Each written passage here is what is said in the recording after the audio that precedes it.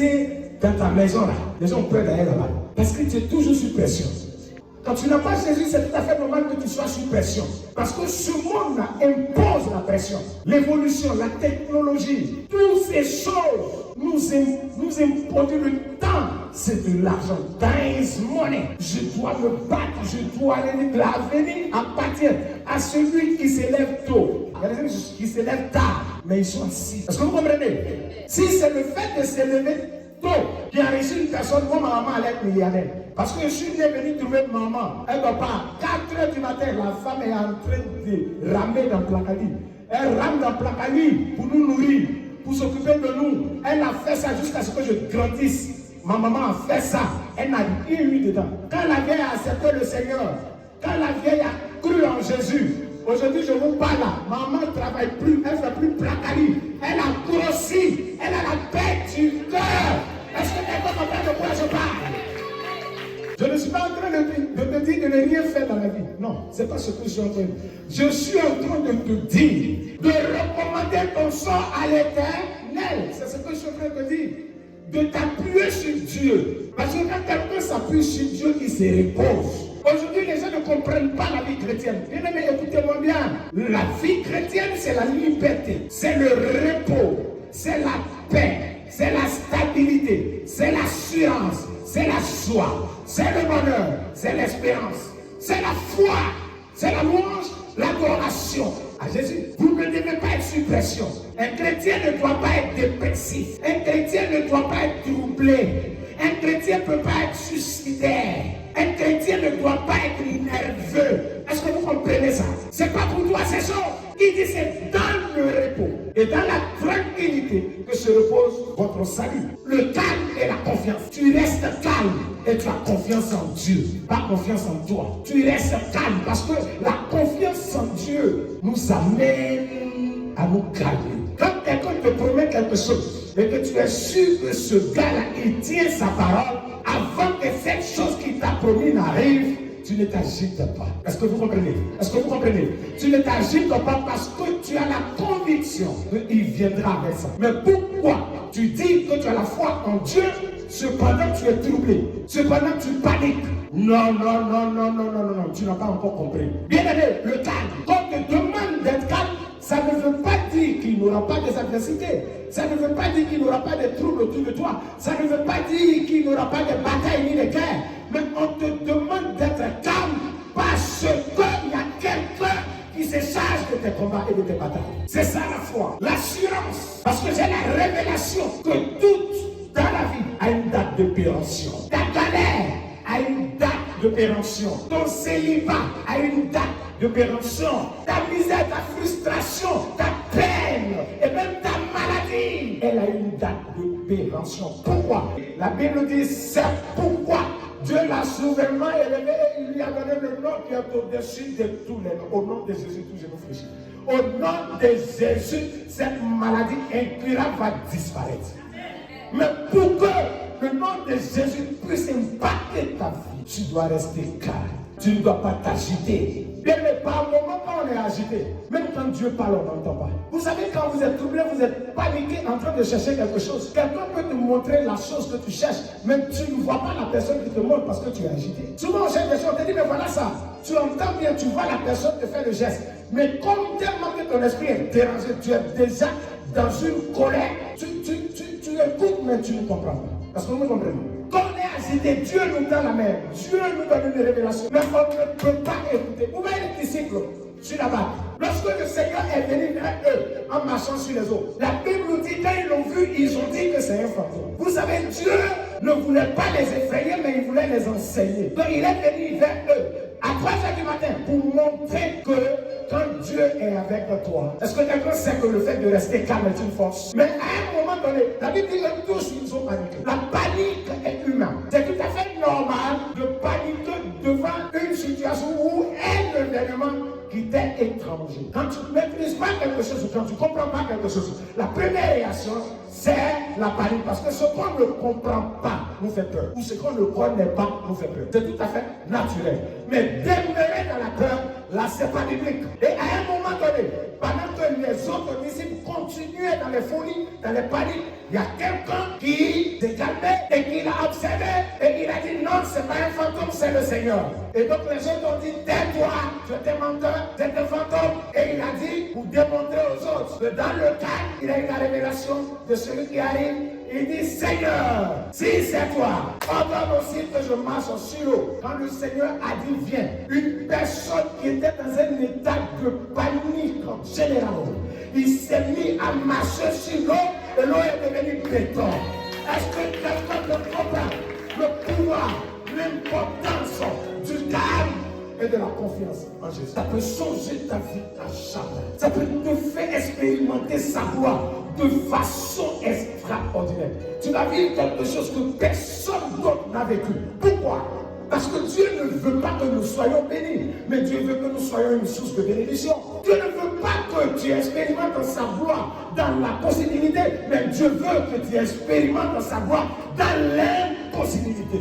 Là où la capacité humaine ne peut pas agir, c'est là que Dieu agit. Pour que ton épreuve, ta situation devienne la capacité de Dieu, il faille que toi tu sois calme. Les gens disent c'est fini pour elle, je suis calme et confiant. Il dit c'est fini pour lui, je suis calme et confiant. La banque dit tu n'as plus rien, je suis calme et confiant. Le célibat dit tu ne te marieras pas, je suis calme et confiant. Et lorsque les êtres humains, ils ont attesté, ils ont confirmé, ils ont signé que ta situation est un cas impossible, alors maintenant c'est devenu la possibilité du Dieu que je sers. Et c'est alors que tu verras sa gloire. Là où les hommes échouent, c'est là que Dieu réussit. Retenez ça. Là où les hommes échouent, c'est là que Dieu réussit. C'est pour ça qu'il est Dieu. Tu ne peux pas donner un devoir d'être humain à Dieu. Est-ce que vous me comprenez? Donc, bien aimé, arrêtez de vous agiter. Vous n'êtes pas les seuls qui traversent les difficultés. Un véritable enfant de Dieu vit dans les épreuves. Il dit, mon juste vivra par la foi. Mais s'il ne le fait pas, s'il ne marche pas dans la foi, s'il ne vit pas par la foi, mon âme ne prend pas plaisir à lui. Tu ne peux pas avoir une vie spirituelle fade. Aïe, aïe, aïe, aïe, aïe, aïe, j'aime ce que je vais dire. Tu as tout en toi, toute capacité, toute possibilité en toi, toute puissance en toi. Mais accepter cependant de vivre une vie normale, une vie ordinaire. Non, je refuse cela. Je refuse cela. Je veux l'extraordinaire. Je veux quelque chose qu'un homme ne peut pas m'offrir. Je veux quelque chose qu'un homme ne peut pas comprendre. Je veux que toute personne qui me voit et qui entend mon témoignage se dise que ça c'est la main de Dieu. Ça c'est la main de Dieu. Ce gars-là c'est Dieu qui l'a fait. Parce que les preuves prouvent que par lui-même cela n'était pas possible. C'est pourquoi je tiens bon. Je vis des choses. Parfois je n'ai pas erreur. Les gens m'appellent de partout. Mais est-ce que les gens me croient que un gars comme vous voyez là, il n'a pas l'argent? Oui, je n'ai pas l'argent, mais c'est Jésus. Ma paix, ma joie ne vient pas de l'argent.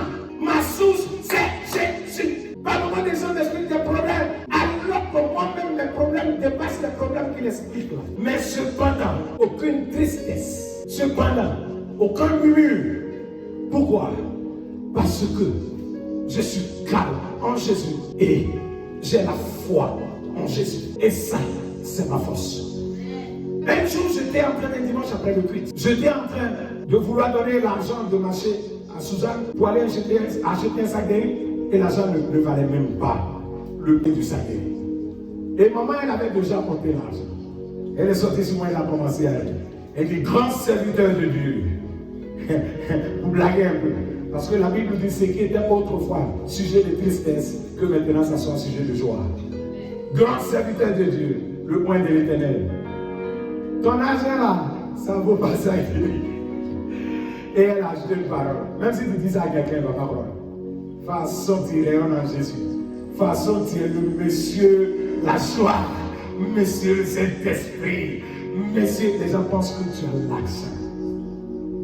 Mais ce qu'ils oublient, c'est que c'est la présence de Dieu qui attire l'argent. Est-ce que quelqu'un comprend de quoi je parle?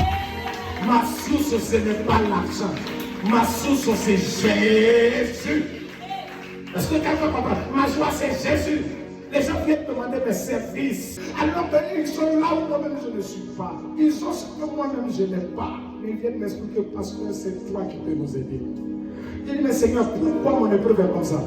Si tu n'avais pas envoyé l'argent, mais pourquoi tu me donnes la lune de celui qui a l'argent? Oh Jésus, quand tu m'as fait comme ça, mon visage brille. Je ressemble à celui qui a ça. Même je vais aussi marcher à pied. Les vigiles m'accompagnent, ils me disent, monsieur, vous avez garé. Je dis, monsieur, où je suis là, c'est mon garage qui est là. C'est mon garement que je suis comme ça.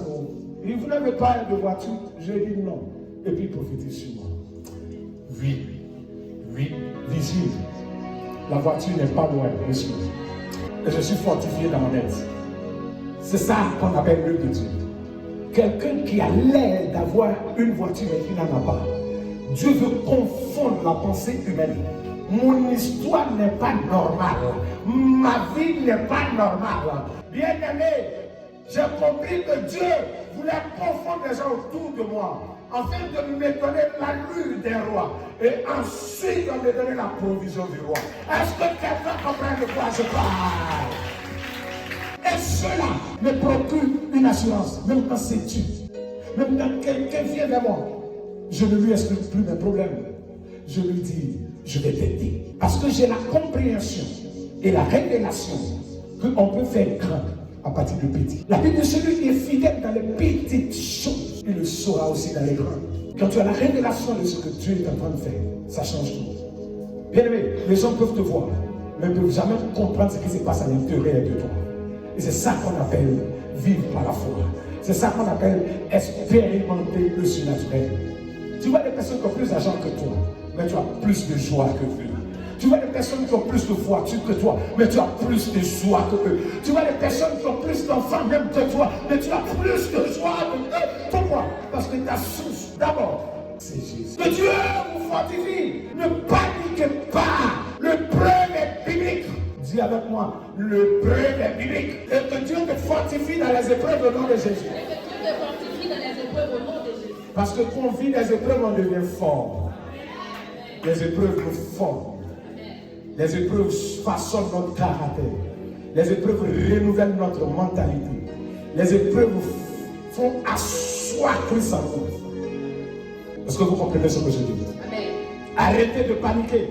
Qu'est-ce que je vais devenir? Est-ce que c'est à toi de penser à ton devenir? Il y a un Dieu qui prend soin de tout le monde.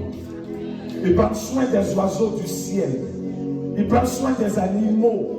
C'est pas de toi que Dieu ne prendra pas soin. Et même dans ton manque de foi, même dans le doute, même dans le murmure, Dieu agit dans ta vie. C'est parce que tu passes ton temps à murmurer que tu ne vois pas sa main dans ta vie. Mais si Dieu t'avait abandonné, on t'aurait enterré depuis longtemps. Parce que l'objectif principal du diable, c'est de te tuer et de détruire. Le voleur ne vient pas pour nous éprouver, mais il vient pour voler, égorger et détruire. Mais si tu es en vie, c'est parce que Dieu est fidèle. Alléluia. Alléluia. Tiens donc, ne baisse pas les bras. Le Dieu que tu sais est le véritable. Ça vaut la peine de payer le prix pour ce qui t'attend. Maïbra. Est-ce que quelqu'un comprend de quoi je parle? Tu n'as pas idée de ce que Dieu te réserve.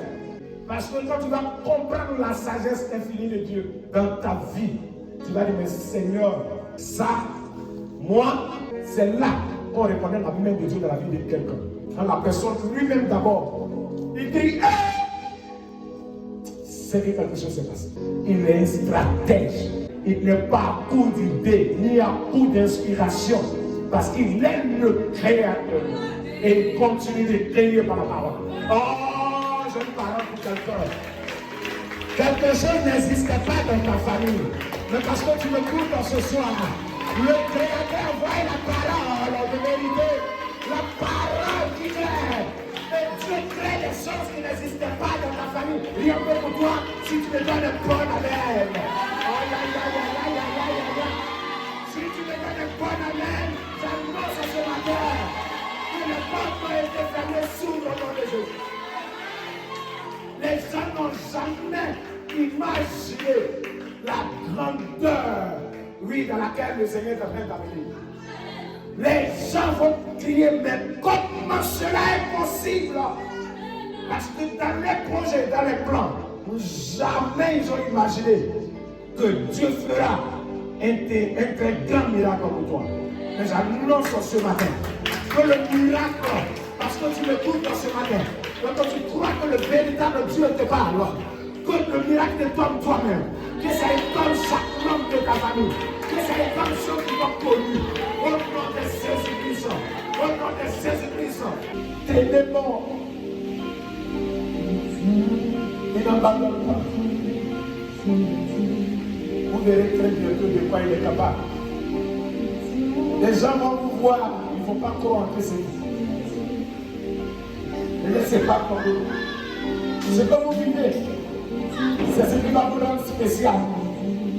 La trahison des gens, la méchanceté des gens. Les gens savent condamner les gens. Les gens savent juger les gens. Ils savent critiquer les gens. Qui a envie de se ridiculiser dans la vie? Qui a envie de ne pas faire plaisir à son père ni à sa mère? Qui? Mais pendant que tu dis de l'aide, à l'aide, les gens te jugent, les gens te critiquent. Et il y a plusieurs comme ça dans le monde. Mais si je me suis en sorti, ça ne fait pas ma vie, plusieurs s'en sortent. Je sais que ma vie ne pourra pas épargner tout le monde. Mais je sais, ceux qui sont destinés à ce que ma vie ne s'est pas sur un pas. Jésus ne s'est pas trahi. Non, malgré tes erreurs, malgré tes péchés, malgré tes fautes, tu peux arrêter de croire tout le monde, mais n'arrête jamais de croire. C'est tout ce que je peux te dire. Que mon Dieu vous bénisse.